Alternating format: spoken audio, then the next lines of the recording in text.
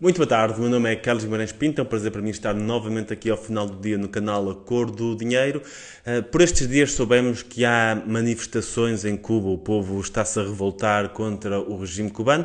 Não sei que destino é que isto terá, estamos a falar de um regime bastante repressivo, portanto é muito provável que acabe por reprimir as manifestações e eles acabem por não ter grande sucesso. De qualquer forma, saúde aqui o povo cubano por resistir, porque é muito fácil ser comunista em democracia, mas ser democrata num regime comunista é bastante complicado e exige bastante coragem, portanto, saúdos todos a partir daqui. E sempre que se fala de Cuba,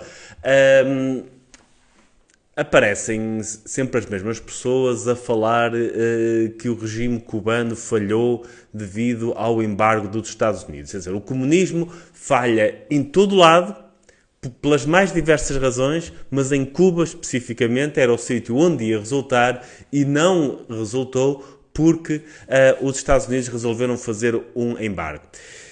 Eu começo por algumas coisas óbvias, que é, os Estados Unidos fizeram um embargo, mas só os Estados Unidos é que fizeram aquele embargo. Portanto, Cuba pode importar e exportar para qualquer parte do mundo, desde que isso não passe pelos Estados Unidos. E é efetivamente isso que faz. Importa e exporta da China, da União Europeia, dos vários países da América do Sul. Portanto, isso, o facto de ter um embargo americano, não impede que Cuba entre em relações de trocas comerciais com quaisquer outros países.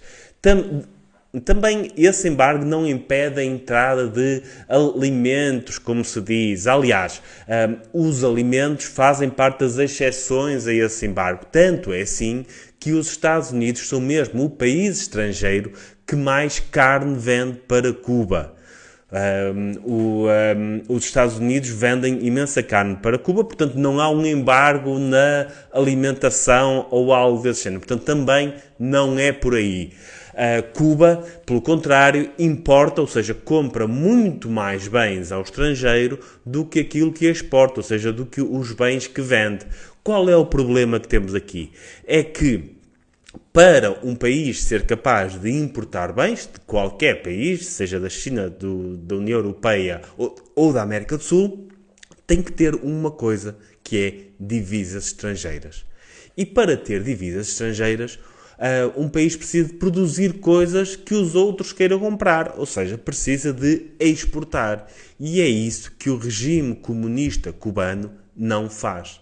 Porque tem uma economia completamente destruída pelo comunismo, não pelo embargo, pelo comunismo, que faz com que não tenham bens de exportação para além do turismo, que é a principal fonte de divisas que eles têm. Se tivessem outros bens de exportação, certamente conseguiriam importar mais alimentos, mais medicamentos, mais maquinaria da China, da União Europeia, da América do Sul, tudo isso. Mas não têm. E quando não se tem algo para pagar, ou seja, quando o país não consegue exportar, também dificilmente conseguirá importar, independentemente de haver embargo ou não.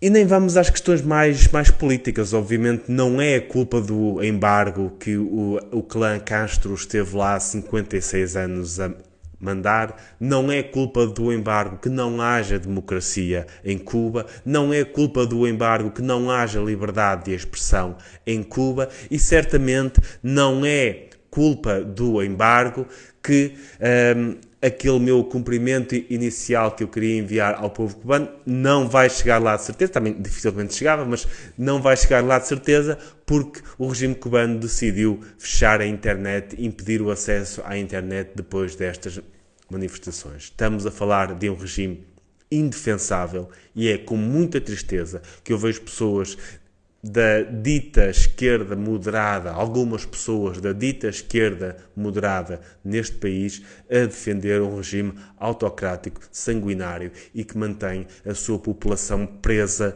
naquela prisão que se chama Cuba durante tantos anos. Não é admissível alguém que defenda a democracia defender um regime daqueles, seja de direita, seja de esquerda.